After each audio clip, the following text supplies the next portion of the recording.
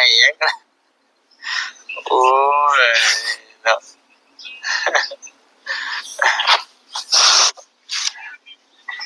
เป็นยังไง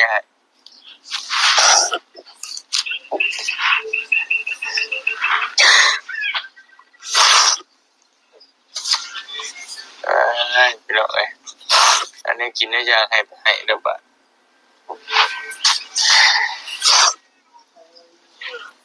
น่าสงสารเพิ่นพี่น้องเอ้ยเนาะเพิ่นได้เห็นแล้วก็โอ้นี่แหละพี่น้องเอ้ยความลำบากของคนเฮาเนาะดีใจบ่ฉัน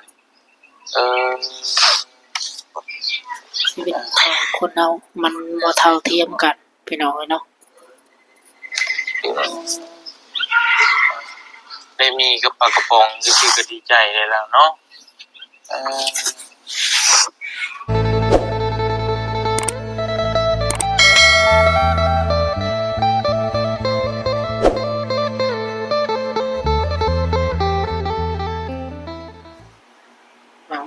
พี่น้องเอ้ยเนาะเปิดคลิปเปิดภาพมาพอๆกันคือเก่าคือเดิมพ่อแม่พี่น้องเนาะโอ้ยเส้นเก่าเส้นเดิมเส้นเก่าเส้นเคยพี่น้องเอ้ยเนาะเอาก่อนอื่นก่อนไปรับไปชมคลิปพี่น้องเนาะกับทักทายสบายดีสวัสดีพ่อแม่พี่น้องกันเบิดสู่คนพี่น้องเนาะว่าสิเป็นพี่น้องฝั่งไทยฝั่งลาวหรือทางต่างประเทศพ่อแม่พี่น้องเนาะการยินดีต้อนรับเข้าสู่ช่องของบันแหนบรรณาอีกคือเก่าคือเดิมพ่อแม่พี่น้องเอ้ยหลังจากที่เฮาเลิกเรียนเรื่องงานมาพี่น้องเอ้ยเนาะทางวันนี้ได้ไปเห็นคลิปของอ้ายเตียงพี่น้องเอ้ยเนาะก็ไปเห็นคลิปของอ้ายเตียงว่ามีคนเขมรว่าซะพี่น้องเอ้ยเนาะที่มาอาศัยอยู่ประเทศลาวพี่น้องมาเอาผัวอยู่ฝั่งลาวเนาะก็ฮู้ว่าเพิ่นไปจังใดมาจังใดพี่น้องเอ้ยเนาะวันนี้ก็ได้เห็นแต่คลิปแรกๆแหละพี่น้องเอ้ยเห็นแต่ทางอ้ายเตียงเพิ่นเอาลงพี่น้องเอ้ยเนาะทำเนี่ยก็ได้เบิ่งโอ้ต้องการใช้ชีวิตก็คงค่อนจะลำบากนี่พี่น้องเพิ่นก็มาอยู่กับผัวพี่น้องเอ้ยก็มีลูกพี่น้องจักคนพี่น้องคนนึงหรือว่าจังได๋พี่น้องเอ้ยเนาะวันนี้ก็ได้เบิ่งคร่าวๆพี่น้องก็มีลูกน่าจะคนนึงนี่แหละพี่น้องเอ้ยก็เพิ่นก็อาศัยอยู่นำผัวพี่น้องตอนแรกก็เพิ่นไปเฮ็ดงานพี่น้องเอ้ยเฮ็ดงานน่าจะอยู่ฝั่งไทยนี่แหละแล้ววันนี้เป็นหนี้พี่น้องเป็นหนี้ทางแฟนนั่นแหละก็คือทางผู้บ่าวว่าซั่นซะตอนแรกเนาะก็อยู่ทางผู้บ่าวลาวนี่แหละพี่น้องกับเป็นคนลาวเป็นหนี้ก็เลยบ่มีเงินใช้อีกพี่น้องก็เลยเอาเป็นเมียเลยพี่น้องเนาะวันนั้นได้เบิ่งในคลิปของงานบ่เตียงทองเพิ่นพี่น้องก็เลยมาอาศัยอยู่ประเทศลาวพี่น้องก็ปลูกผักปลูกหญ้ากินพี่น้องเพิ่นก็ได้อยู่เถียงกับกระต๊อบน้อยๆพี่น้องวันนี้ได้เห็นแล้วก็โอ้น่าสงสารเพิ่นพี่น้องเนาะอ้าวก่อนอื่นพี่น้องก่อนไปรับไปชมคลิปจังได๋ก็อย่าลืมฝากกดไลค์กดแชร์กดติดตามเพื่อเป็นกำลังใจให้วันนี้เฮ็ดคลิปต่อไปนี่เด้อพี่น้องเอาโอเคพี่น้องจังได๋ก็เฮาก็เดี๋ยวไปเบิ่งไปชมคลิปนำกันพี่น้องอากาศก็หนาวๆพี่น้องมื้อนี้ก็สิมาแปลกหูแปลกตาแน่พี่น้องใส่เสื้อแขนยาวอากาศมันเย็นพี่น้องอากาศมันเย็นแฮงพี่น้องออกข้างนอกแฮงเย็นคักพี่น้องเนาะวันนี้ได้อาบน้ำอย่างแล้วก็เลยนุ่งเสื้อแขนยาวพี่น้องเพราะว่าอากาศมันหนาวพี่น้องเนาะโอ้ยพี่น้องอ้าวก่อนไปจังได๋ก็ก่อนไปรับไปชมคลิปกับวันนี้ก็ขออนุญาตทางง่ายเทียนทองเพิ่นเด้อพี่น้องเด้อเนาะที่เอาคลิปมาแอคเซนต์มานำเสนอให้กับพี่กับน้องเฮาได้เบิ่งได้ชมพี่น้องเห็นแล้วก็น่าสงสารเพิ่นพอสมควรพี่น้อง ทางอ้ายเพิ่นก็ช่วยเหลือเบื้องต้นพี่น้องก็มีมาม่าปลากระป๋องนี่แหละพี่น้องเนาะเราเนี่ยได้เบิ่งในคลิปเอาโอเคพี่น้องจังไดก็เดี๋ยวไปเบิ่งไปชมคลิปของอ้ายทิ้งทองกันเลยพี่น้องเนาะไปพี่น้องเพื่อบ่การเสียเวลาพี่น้องนี่พี่น้องคนเขมรว่าซั่นซะคนกัมพูชานั่นแหละเนาะที่เพิ่นอาศัยอยู่ในประเทศลาวตอนนี้พี่น้องเนาะก็คือเอาปัวอยู่ฝั่งลาวพี่น้องก็เพิ่นก็เว้าลาวของชัดเจนพี่น้องเนาะสงสัยจะอยู่ดนแหละพี่น้องเนาะเพิ่นก็ได้วันนั้นได้เห็นแล้วโอ้น่าสงสารเพิ่นพี่น้องไปพี่น้องไปเบิ่งไปชมคลิปของอ้ายเทียนทองไปเลยพี่น้องอันนี้เอามาดูกันอ่ากินข้าวกินน้ำแล้วบ่มื้อนี้ได้ยังกินโทษนะ กินเป็ดก็จะเอาให้ ว่า โดย ใช้ผัวไปใช้ผัว อยู่เที่ยง เออ แล้วเจ็บตา เจ็บตา ตาแดงตาแดง นี่แหละพี่น้องเถียงนาเพิ่นเลย เมื่อยอยู่บ่สู่ซนไปสูงบ่มีมือพักเลยเนาะเออ เฮ็ดตลอด อ่านี่อยู่บ่มือท่อไปจักจุดจัก ครับพี่น้องแต่มันยังไม่ได้เสียกองคืออีกจะ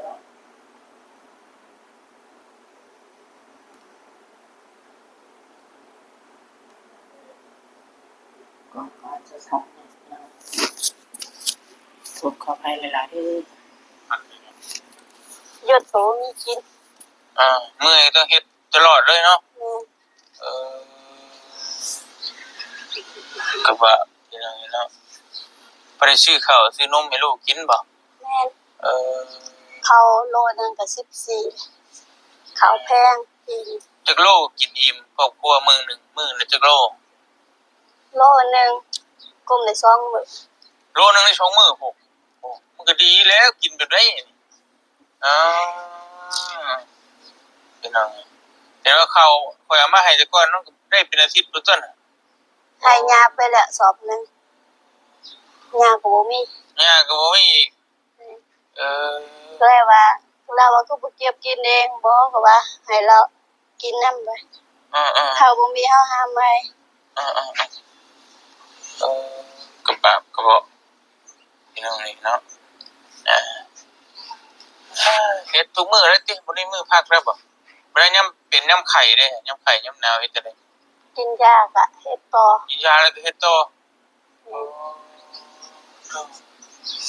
พี่น้องเอ้ย ก็ว่าเด้แต่ละมื้อกินหยังข้าวน้ำหาหยังกินแบบใด หาหอยหาปูแถวนี้แหละ กินน้ำมื้อนี้ได้กินไปติ แม่น เออ บ่มีเงินซื้อก็หาหอยหากระปู เออ มื้อใดมีก็บ่กล้าซื้อมันแพง เคยได้กินอยู่บ่ชิ้นหมูชิ้นงัวชิ้นควายนำเขา มีแต่แจเอาให้ เออ แล้วอันนี้เฮาเฮ็ดเวียกก็เลยบอกเราซื้อชิ้นหมูมาให้เราก็ซื้อมาให้แล้วชิ้นหมูมันราคาแพง เออ กินได้แต่ชิ้นหมูนั่นแหละ ถ้าเจ๊บ่ซื้อมาให้ก็บ่ได้กินติ บ่ได้กิน เออเป็นน้อย ได้ไปใช้น้ำเพิ่นอยู่บ่นี่ตั้งแต่มาอยู่นี่เข้าในเมืองนี่ยังได้ไปอยู่บ่ บ่ได้ไป ว้าวเมืองสวรรค์นี่ก็บ่ได้ไปบ่ บ่เคยไป ปอโธ่ อยู่แต่นี่แหละ อยู่แต่หน้านี่ติ แม่น ยามบุญยามศีลได้ไปนํเขาอยู่บ่ ไปได้แต่ไปบรรทัด ชาติทางนี้ แม่น เบิดซำนั้นโอ้ เดือนก็บ่ได้ไป อ๋อบ่มีรถไปหรือว่าบ่มีคนพาไป มีอยู่รถแต่เฮาบ่มีเงิน บ่มีเงินไปก็เลยบ่อยากไปติ ไปก็ได้ซื้อกินซื้อหยังให้ลูกกิน แม่ ก็เลยบ่ไป นอนอยู่นะเฮ็ดเวียกแล้วก็นอนกินข้าวนอน ตื่นมาก็เฮ็ดเวียกฉะนั้นเนาะ แม่น ว่าจะจักคือเราวนเวียนไป เฮ็ดได้ไดเออจักปีก่อนนะเจ้ามาอยู่ เมื่อแม่น10 ปีแล้วเขามาอยู่นี่ ปี2000เท่าไหร่ บ่เจอ บ่เจอประมาณ10ปีเนาะ แม่นนั่นเพียงตัวนี้แหละ ตั้งแต่มา10ปีให้นอนตัวนี้เลย แม่น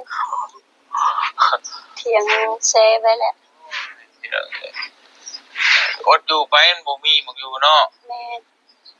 ไปแนะนำท่วมเป็นจะได้ไปขึ้น นอนอยู่บุญพ่อก็จะนอนอยู่บุญขานำบกก็แม่ อืมพี่น้องเอ้ย แตกหมดเลยมื้อมันหนาว หนาวบ่ตัวเช้าหนาว น่าสงสารเพิ่นพี่น้องเอ้ยเนาะอ๋ออาศัยอยู่มาแต่ เคยคิดอยู่เมื่อบ้าน แรกๆพี่น้อง ตะกี้อยากไปอยู่ จะไปยังจะไปเยี่ยมหรือว่าไปยัง ไปว่าอยากเจอน้าแม่น้าพ่อ เออ แล้วจะความคิดไปว่าโอ้ยดังจะไปดังจะเจอเราหรือบ่ เอออันเจ้าจากมานี่พ่อแม่เจ้ายังมีชีวิตอยู่ต่อ ยังแต่ว่าพ่อเฮากับแม่เฮาเลิกกันเด้ อืมแต่ตอนนี้บ่ฮู้ว่าเป็นจังไดเนาะ แม่นโทรศัพท์ก็บ่ได้โทรหาเราบ่ฮู้ว่าเรายังอยู่บ่ฮู้เหมือนกัน เอคิดจะกลับอยู่ไปเยี่ยมเพิ่นบ่ แม่น แต่ว่าบ่ได้อยากอยู่เพิ่นเลยบ่อยู่พี่มันดีกว่าสมัยนั้นน่ะ แม่น เออ มันหาเงินหาเวียกง่ายอยู่บ่น่ะหายาก อยู่เพิ่นบ่มีเวียกเฮ็ดงานทำเนาะ บ่มี บ่มีบ่เพิ่นบ่ได้ปลูกบ่ผักเพิ่นแบบ บ่มี อ้าวเพิ่นเฮ็ดหยังซั่นน่ะ มีแต่เฮ็ดนา เออย ามนาเฮ็ดแต่ยามบ่มีนาก็บ่ได้เฮ็ด บ่ได้เฮ็ดหยังอยู่ซื่อๆติ แม่น ก็เลยบ่มีเงินซื้อกินว่านี่เนาะ กินแต่ข้าวกินกับเกลือก็ได้เอาไปง่วนแหละผักหญ้าบ่มี โอ้ แต่เจ้าบ่ได้ปลูกเด้ อยู่พี่ยังพอได้กินชิ้นกินหยังแน่เนาะ แม่น เออ ขณะอยู่นั่นไข่เนาะบ่จักบ่มีหวัดไข่ บ่จักฮอดไข่ อืม เอาว่าบ้านน้องเดิมนี่เด้อบัดไข่ไก่นี่นะบ่จักเลย บ่มีข้าวบ่มีขาย มันบ่มีขายบ่แสดงว่าเจ้าอยู่พุ่นก็อยู่ขอโทษอยู่นอกบ้านนอกอีนี่เนาะ แม่น อ๋อเพราะว่าบ่ว่าพี่น้องเอ้ยอยู่ในมันต้องอยู่บ้านนอกเติบแหละอยู่ห่างไกลเมืองนะเออ ขณะซื้อไปตลาดฝากเขาซื้อนั่นเนี่ยอยากซื้อสินโมอยู่บ้านมีอยู่สินโมแต่ว่าเฮาบ่มีรถไปก็เลยก็เจ้าว่าย่าก็ว่าฝากแม่ฝากซื้อสินโมให้แน่ อืม ก็เลยว่าบ่ได้ไปก็เลยบ่ได้กิน บ่ได้กินฮอดชิ้นหมูอยู่พุ่นเนาะ อืม เออ ผักหญ้าเนาะบ่ฮู้ เออ ขณะมาตะบีดกระจายบงพังเนาะบ่จักเจ้าของบ่เคยกินผักกินหญ้าขนาดตะปลาเนาะบ่มี ปลาก็ยังบ่มี อืม มันเป็นไปได้หม่องอยู่เป็นป่าบ่หรือเป็นจังได๋ มันเป็นปลาแบบปลาใหม่หลาย หนองน้ำหนองหยังก็บ่มีบ่ ๆบ่มี เออ มีแต่น้ำสางเวลาเฮากิน กินน้ำช้างไว้นี่บ่ แม่ ต้องเอาไว้สิ แบบนี้แหละ แต่เขาเป็นกอเอา เออก อดินสมันเขากอเอากินบัด อยู่บ้านเจ้ากับอยู่บ้านน่ะบ้านอันนี้บ้านเจะอยู่เดี๋ยวนี้อะไรเจริญกว่ากัน อยู่ในเฉลิม เจริญแล้วบ่ซั่น แต่อยู่บนบ่มีหยังตลอดตลาดนั้นบ่มีบ้าน เอาว่าบ้านนอกเฮาได้เด้อพี่น้องไอ้เจ้านี่แหละเดี๋ยวบ้านนอกบ้านนาเฮาได้เด้อยังว่าเจริญกว่าอยู่ แม่น อ๋อสุ มีแต่ยามดำนาก็ได้กินข้าว เออย ามบ่มีน่ะบ่ได้เฮ็ดนาก็บ่มีข้าวกิน อืม เนี่ย ชุดลำบากชุดเด้อเนาะแต่เฮ็ดได้จังไงจะไปท่องไปไทยไผชวนเจ้า หมู่ เออ หมู่พาไปบ่ว่า ไปไทยได้เงินหลายก็จะว่า ลองเบิ่งบัดนี้ เจะพาสนใจไปบัดนี้ไปก็บ่ได้บอกย่าบ่ได้บอกพี่น้องนะ เพิ่นบ่ให้ไปบ่ถ้าบอกหรือว่าจังได๋ เราก็บ่ให้ไป เออ พ่อแม่ว่ามีหลานผู้เดียวนะเราบ่อยากไป รักไปเลย ม่นอยากไปแล้วไปฮอดแล้วบอกเพิ่นอยู่บ่ติดต่อหาเพิ่นอยู่บ่ติดต่อจะมีเบอร์โทรตะกี้มีเบอร์โทรนะโทรไปบัดนี้บอกว่าเราถามได้อยู่ไสอยู่ไทยเพราะว่าคือบ่บอกเพิ่นว่ามีเงินบ่เราถามบ่ผมบ่มีเงินเพราะว่าก็เลยเพราะว่าตะไกออกหายเนาะตะไกออกหายก็เลยไปแกโอนเงินมาให้แล้วไปเฮ็ดงานแทนเพิ่นแม่นไปก็เลยไปเจอสวนอ้อยคิดว่าไปนี่นะงานบ้านนะคิดแบบนี้นะไปแล้วไปสวนอ้อยบัดนี้คิดว่าจะได้เฮ็ดงานบ้านงานหยังบ่แม่นเนาะแม่นคิดว่าก็เลยก็จะพาไปสวนอ้อยตอนสมัยเอาไปเงินเอาแสนหาไปได้เงินไทยบัดนี้ก็จะไปเอาเงินบ้านตัวเองไปเด้ก็จะบ่เอาก็เลยข่อยว่าข่อยขอแรงเนี่ยได้แต่100เดียวเงินไทยเงินเจ้าหาแสนในเงินไทยได้100เดียวป๊าดเจ้าไปบัดนี้ก็จะว่าเขาบ่เอาเงินบ้านเจ้าน่ะเขาซื้อบ่เป็นเจ้าไปไทยเอาเงินไทยก็ว่าก็เลยก็แลกแบบนี้แลกมาก็ได้100เดียวไปได้ซื้อน้ำได้ขวดเดียวซื้อน้ำได้ขวดเดียวอีกน้ำหยังน้ำเขาเชื่อน้ำเขาเชื่อขวดละ100พุ่นน่ะแม่คือว่าข่อยว่าคือเขาตัวบ่หรืออยู่ไทยก็มีน้ำบ่เชื่อซื้อมากินกับหมู่กับพวกบัดแต่มาก็บ่ได้กินข้าวบ่พามาตานี่ตั้งคืน12โมงก็จะอัดคนไปเด้ตอนเฮาเขามาถ่ายทะบิดก็จะว่าถามมาคนหลายๆสิพาไปพอดี40คนผู้ชายเขานอนสบายแล้วก็บ่ได้แต่งหยังเฮาเด้อัดข้างหน้าปวดหมดขาเต็งเด้ความลำบากเราความลำบากตอนไปเนาะนั่งรถความหมายว่าสิไปซึ่งสิได้เงินหลายสิได้ฝากพ่อแม่เด้ออยากได้เงินอยากได้ค่ำเนาะไปแต่บ่ได้จ้อยไปตาต่อยมันละ3 บาทมันได้3 บาทคิดอยู่ว่าสิได้มาอยู่ลาวคิดบ่ได้คิดบ่คือสิบ่คิดดอกเนาะตอนไปเล็กๆกันนะตอนไปทบิดน่ะคือสิบ่ฮู้ดอกว่าสิได้มาตกอยู่พี่เนาะแม่นพี่น้องเอ้ยแต่ไปเจอกับผัวบ่นี่ผัวเป็นหัวหน้าใช่บ่แม่นแล้วเพิ่นคุยได้กับเจ้าแล้วจังคือฮู้ภาษากันคือเฮาเว้าภาษาไทยเว้าภาษาไทยแม่นแล้วเพิ่นก็จีบเจ้าบ่แล้วเพิ่นว่าอะไรเพิ่นบ่ไปกับข่อยก็บ่มีหยังแล้วเพิ่นว่าก็เลยว่าบ่มีหยังก็สู้ต่อไปเขาว่า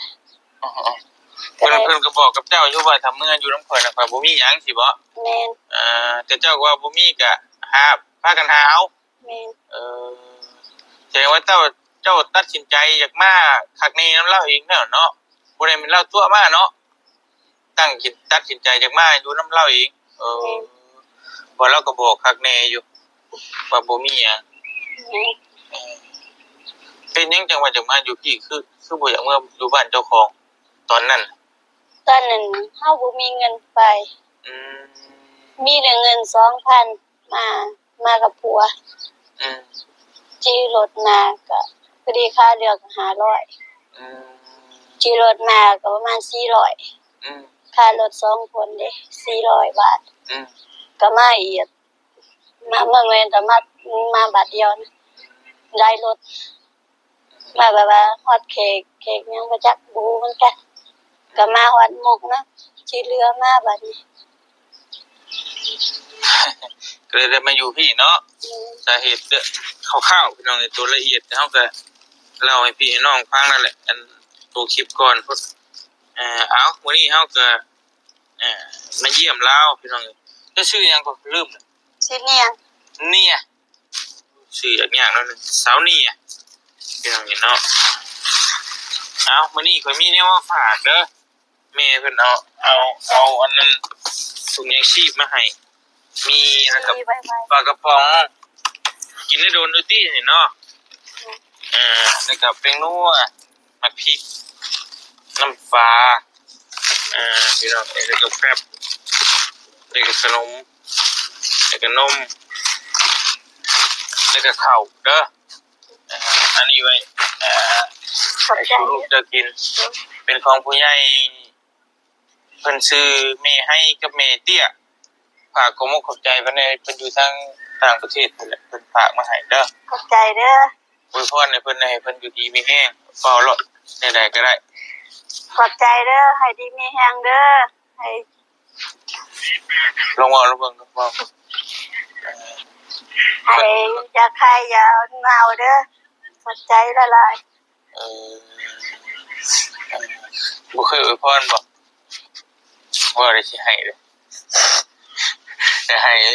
ยังนะโอ้ยเนาะ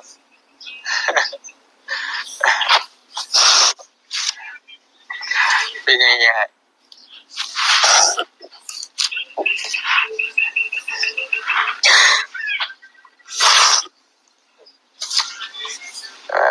พี่น้องเอ้ยอันนี้กินได้ยากให้เด้อบ่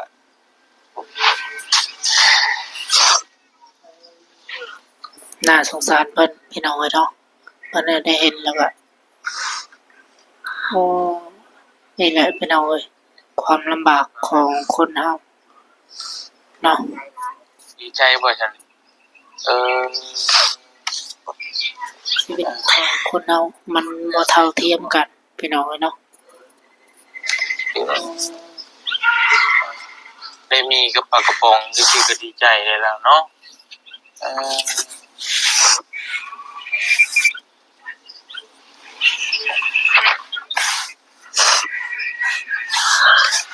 เพราะว่าจะอยู่นี่10 ปียังสิบ่มีคนเคยให้เจ้าบ่ซำนี้ก็เออ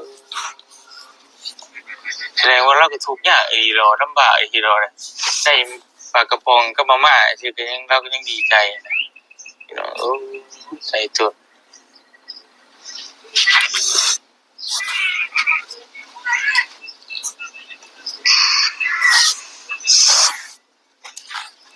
กระบะเนาะ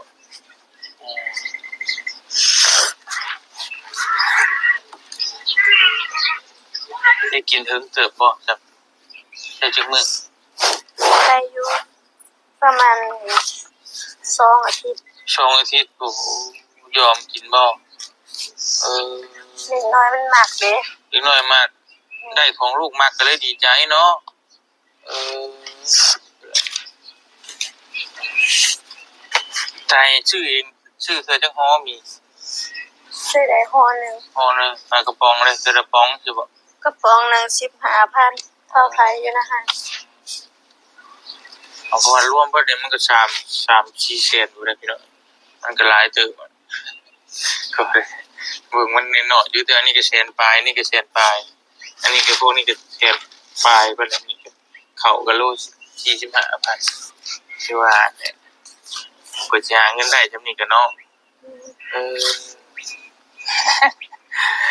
โอเคไปใช้มีแต่ข่อยเมื่อก่อนมันเด้อ ขอบใจเด้อ มื้อหน้าสิมาเยี่ยมใหม่เด้อ ด้วย โดยสู้ๆสู้ๆบ่ได้กินหลายมื้อเติบแต่สิมาเยี่ยมใหม่ ด้วย พี่น้องมาขอใหม่นี่โอ้ยไปชูลูกกินโดยเอาไว้เด้อ1ชูลูกกินกระบะสู้ๆรับกันเด้อโดยสู้ๆเนาะสู้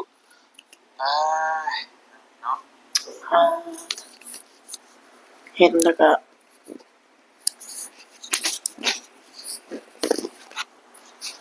น่าสงสารเพิ่นพี่น้องเนาะทำแน่นี่ก็โอ้คนเฮานี่แหละเกิดมาชีวิตมันบ่เท่าเทียมกันพี่น้องเนาะ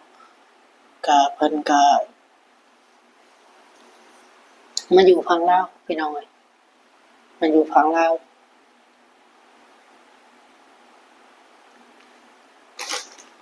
ก็อาศัยอยู่น้ำพัวพี่น้องเนาะกลับมาอยู่ฝั่งลาวก็เพิ่นก็ปลูกผักปลูกหญ้าเลยพี่น้องปลูกผักหยังขายซื้อข้าวกินพี่น้องเนาะแล้วก็อยู่น้ำพัวก็ตั้งแต่กลับ ไปอยู่น้ำพัวก็อยู่เถียงน้อยๆพี่น้องเนาะเห็นแล้วก็น่าสงสารเพิ่นพี่น้องเอ้ยพี่น้องเอ้ยโอเคพี่น้องเอ้ยก็สิมีประมาณนี้เนาะพี่น้องเนาะถ้าว่าพ่อแม่พี่น้องท่านใดอยากสดซอยเพิ่นพี่น้องเอ้ยเนาะก็ยินดีเด้อพี่น้องเด้อเนาะก็ยินดีติดต่อหาช่องทางของอ้ายเตียงทองเพิ่นได้พี่น้องเอ้ยบ่ว่าสิอยากซื้อข้าวซื้อน้ำให้ทางเพิ่นพี่น้องเอ้ยเนาะเขาก็ได้เห็นแล้วโอ้ตองน่าสงสารทางเพิ่นพอสมควรอยู่พี่น้องเอ้ยเนาะ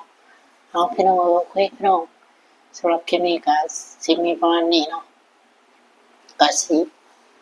ตัวรับตัวโน้นตัวรับตัวโน้นก่อนพี่น้องเอ้ยพอๆกันคลิปต่อไปเด้อพี่น้องเด้อเนาะสำหรับคลิปนี้ก็